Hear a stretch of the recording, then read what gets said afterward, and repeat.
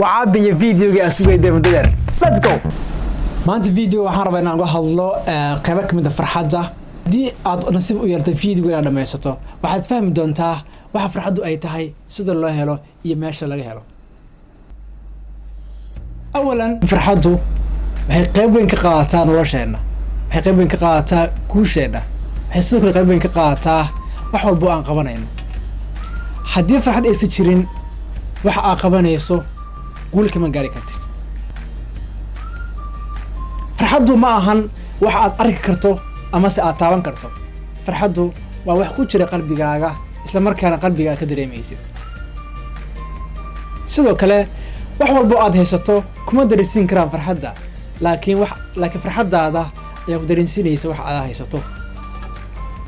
that's why ay farxaddu u tahay wax aad iyo aad u muhiim ah Malik ibn Dinar wuxuu yiri waa miskiin adduunya waxay ka tagayaan adduunyada ayagoo aan dhibin waxa u macaan adduunka waxa la yiri waa maxay waxa u macaan adduunka wuxuu ku jawaabay laba eray oo saameynaysa qalbigaaga balse inta aan googlin ka hor waxaan rabaa inaan ka hormariyo gabar raadinaysa farxadda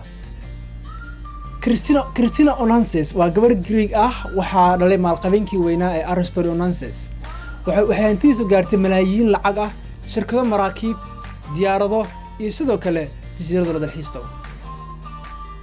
nasiib darro waxaa dhintay aabaheed sidoo kalena hooyadeed muddo kadibna waxaa dhintay walaalkeed Christina Onassis waxay noqotay dhaxalqaataha reerka ma garanaysaa gabadhani hantida ay dhaxashay waxay aabaheed ka dhaxashay 5,000 oo bilyan shirkado maraakiib diyaarado iyo sidoo kale jasiirado la dalxiisto gabadhani samaha in ahaato gabar faraxsan oo noloshiisa ku faraxsan samaha in noqoto gabadha adduunka ugu farxadda badan ugu nolosha fiican ma soo ogtahay hantida Christina haddii loo qaybin lahaa 1,000 qof oo mid kasta noqon lahaa milyaneer imise qof ayaa rajaynaysa in noqdaan gabadhan oo kale countless sama su'aashu waxay tahay Christina ma ahayd gabar faraxsan Christina inta abeed oo dhiman waxa guursaday nin Mareykan ah wuxuu qabay muddo sanad ah kadibna way iska furtay dhimashadii abeed kadib waxa guursaday nin Greek ah waxayna is qabay muddo bil ah kadibna way iska furtay raaytaankii ugu jirtay farxadda iyo nolosha wanaagsan ay waxay guursatay nin shuuci ah oo u dhashay dalka Ruushka saxafiyiin iyo wariyaal iyo dad badan waxay weydiiyeen waay ay guursatay ninkan shuuciga ah waxay tiri waxaan ka raadinayaa farxadda iyo nolosha wanaagsan ayadii ninkeeda cusub waxay u guureen Ruushka muddo ay ku noolaayeen maalin maalmaha kamid ah bay suuqa soo aaday waxa aqoonsaday saxafiyiin inay gabadhana tahay gabadhii uu lacagta badan adduunka way soo daba raaceen ilaa ay ka ogaadaan meesha gabadhani ay ku nooshahay waxay ogaadeen inay ku nooshahay laba qolo yar ayadii seegeeda waxay dhaheen sidaan sidee ku dhacday waxay tiri sidaan baan ka raadinayaa nolosha farxaddeeda nasiib darro way ka weysay farxaddii ay raadinaysay then way iska furtay ninkii waxay aadeen Faransiiska waxayna guursatay nin Faransiis ah oo hantiila xafladii arooska intii lagu guda jiray baa la weydiiyay su'aalo la yiri waxa tahay gabadha ugu lacagta badan adduunka waxay tiri haa waxaan ahay gabadha ugu lacagta badan adduunka balse ugu dhibka iyo rafaadka badan farxadda ay raadinaysa haddana way ka weysay ninkii Faransiiska ahay waxay samaysay kaligeed bay soo baxday waxay timid jasiirad ku taala dalkan Faransiiska halkaasna way isku dishay gabadhii subhanallah gabar intaas hanti haysata intaas lacag haysata shirkado haysata haddana aan dareemaynin nolosha iyo farxadda adduunyada dareemaynin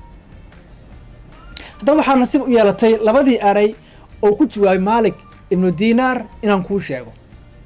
Malik ibn Dinar markii la weydiiyey waa maxay waxa ugu macaan adduunka wuxuu yiri waa garashada Allah iyo jacaylkiisa maxaa ka fiican haddaba waxaad ogaanaysaa wax walba aad haysato hanti walba aad leedahay haddii farxad iyo qanacsanaan aysan jirin weligaa farxad ma dareemaysid. waxaad kala ogaataa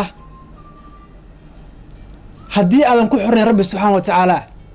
wax walbo aad haysato farxad iyo wanaag ma ku dareemaysid. taa maxaa u daliila? waxaa la yidhi munaafiqa markuu dhimanayo anhaarta biyahooda dhan ba hala siiye asagoo ooman buu dhimanayaa. allah subxaana wa tacaala qur-aanka muxuu ku leeyahay qofkii sameeya camal wanaagsan asagoo mu'min ah rag iyo haween waxaanu ku noolaynaa nolol wanaagsan, waxaanu ku abaalmarinaa camalkiisa waxa ugu wanaagsan.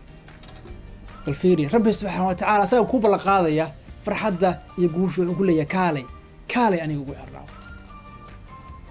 haddaba meesha laga helo farxadda waa rabbi subxaana wa tacaala. sida loo helana waxay tahay inaad ku xiran tahay asaga oo u hogaansato. waxaan dabcan filaa inaad wax badan ka fahantay videogaan. fadlan la sheer garay asxaabtaada, commenti, like, share, subscribe page-kayga.